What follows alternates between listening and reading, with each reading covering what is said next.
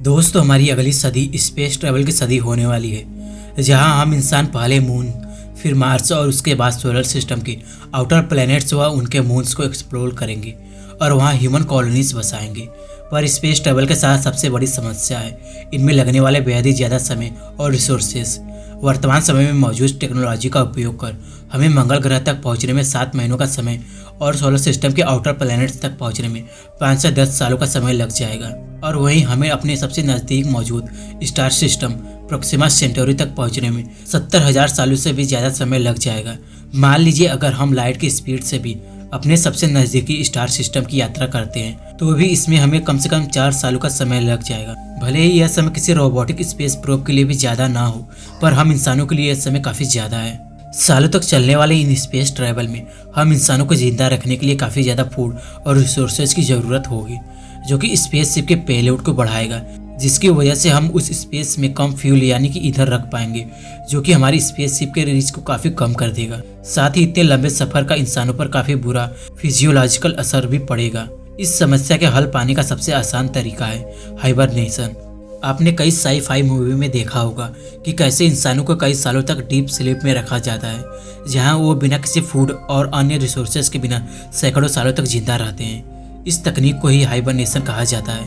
पर क्या हाइबरनेशन भविष्य में संभव है, और आखिर कैसे इस तकनीक के जरिए हम इंसानों को हजारों सालों तक जिंदा रख सकते हैं, यह जानेंगे आज के इस वीडियो में हम। तो गाइस, देर किस बात की, आइए शुरू करते हैं। हाइबरनेशन भविष्य में होने वाली बेहद ही लंबे स्पेस ट्रैवल में काफ़ी क्रांति साबित हो सकता है। इस तकनीक की मदद से हम इंसानों को कई सालों तक बेहद ही कम फूड या दूसरे रिसोर्सेज की मदद से कई सालों तक एक तरह के डीप स्लीप में रख सकते हैं। इस तकनीक की मदद से हम इंसानों द्वारा लगने वाले फूड और रिसोर्सेज को काफ़ी कम कर सकते हैं, जिसकी वजह से हम अपनी स्पेस शिप में ज़्यादा से ज़्यादा फ्यूल रख सकते हैं, जो कि हमारी स्पेस शिप में रीच को काफ़ी बढ़ा देगा। साथ ही हाइबरनेशन की मदद से एस्ट्रोनॉट स्पेस ट्रैवल में होने वाली खतरनाक ultraviolet radiation, physiological imbalance, muscle loss और बोन लॉस जैसी समस्याओं से भी अपने आप को बचा सकेंगे। हमारी धरती पर कई ऐसे जीव मौजूद हैं जो कि कई महीने और सीजनों तक हाइबरनेशन कर सकते हैं।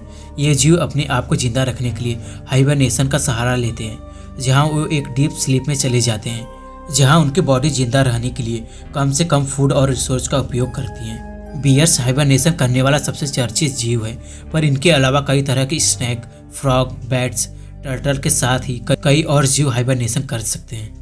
नासा और ईएसए जैसे स्पेस एजेंसी टारपोर हाइबरनेशन के तरीकों की इजाद करने में लगी हुई है, जिसके अंतर्गत वो इंसान को बेहोश कर उन्हें ठंडा कर हाइपोथर्मिक स्टेज में एक कैप्सूल में रख देते हैं, जिसमें उन्हें टोटल पैरेंटेलर तकनीक के अंतर्गत न्यूट्रिएंट्स और फ्लूइड सीधे उनके बॉडी सिस्टम में पहुंचा दिया जाता है, जिससे उन्हें ज़रूरी एनर्जी मिलती है और ह्यूमन्स वेस्ट भी कम होता है।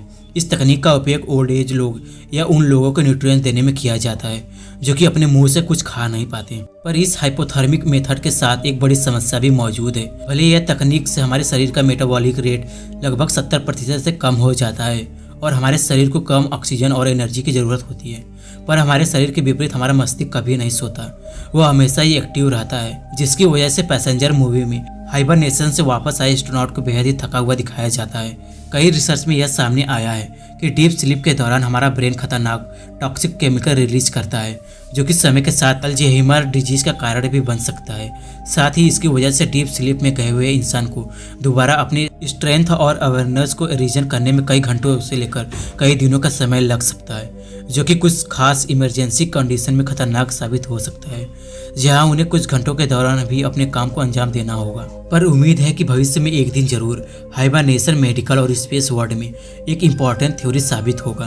फ्यूचर में हाइबरनेशन दुनिया को एक नई दिशा में मोड़ देगा, जहां इंसान स्पेस में जितना दूर जाना चाहे जा सकता है, जहां खाना और पानी के जो एक्स्ट्रा बर्डन हुआ करते थे वो बर्डन हट जाएंगे। दुनिया में कम से कम ऑक्सीजन में ज़्यादा से ज़्यादा लोग जीवित रह सकेंगे। हाइबरनेशन इंसानों के बेसिक नीड को बदल देगा। सो गाइस, आपको क्या लगता है, क्या वाकई में हाइबरनेशन करना पॉसिबल है या नहीं? हमें नीचे कमेंट करके जरूर बताएं।